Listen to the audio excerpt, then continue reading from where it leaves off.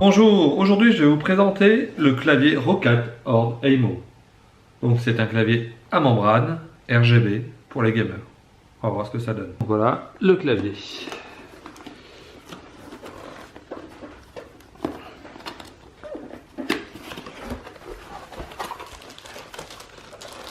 Donc on retrouve le repose-poignet,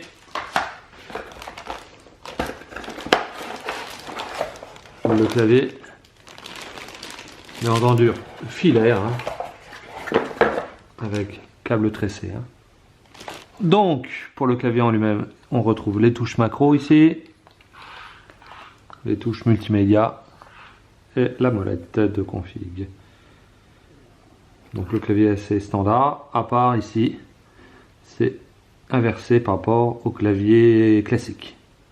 Il faut regarder, ça c'est en haut, ça c'est en bas. Sur un clavier classique, c'est différent. Alors, qu'est-ce qui m'a toujours freiné en fait sur les claviers? C'est le bruit. Donc là, je vais vous faire écouter.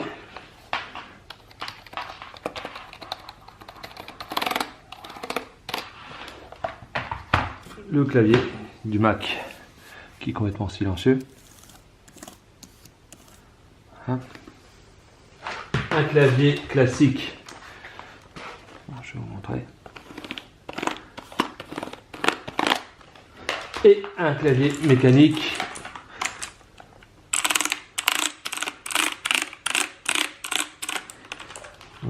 Pour rappel, celui-là.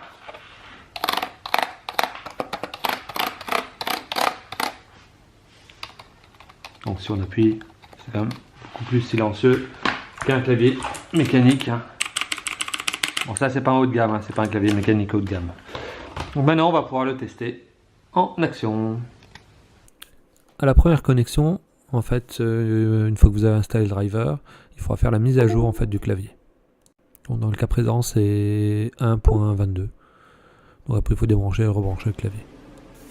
Donc comme vous pouvez le voir, donc dans le menu, par exemple, là, je vais choisir Color Wave. Et à ce moment-là, dès que j'appuie sur Appliquer, ça change de couleur. Donc c'est super esthétique. Mais c'est encore dommage, c'est pas du touche par touche.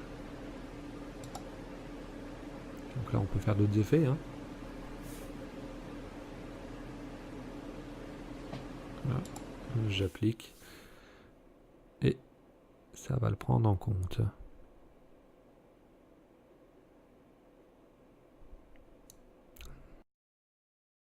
Donc là, on peut customiser en fait, donc choisir soi-même les zones. Hop, modifie. Encore une fois, c'est dommage qu'on ne peut pas modifier touche par touche parce que ça fait joli, mais c'est pas aussi utile que ce que je croyais au départ. Donc c'est ma grosse déception encore une fois de ce clavier. Et sinon, en fait, j'ai rien à lui reprocher. Voilà. Donc là, j'ai défini. J'appuie sur appliquer et comme vous pouvez voir, ça c'est clair, la manière dont je l'ai voulu. Maintenant, on va aller aux touches macro. Donc là, vous pouvez choisir donc à gauche, Add to new macro. Donc le but, c'est d'attribuer des touches pour aller plus vite. Donc là, par exemple, j'ai mis Photoshop, mais on peut aussi sélectionner ce qu'on veut. Donc il y a quelques présélections, presets, comme vous pouvez le voir. Et là, il suffit d'attribuer. On peut aussi changer la vue. Donc voilà, c'est peut-être plus facile. Après, ça a un choix à faire. On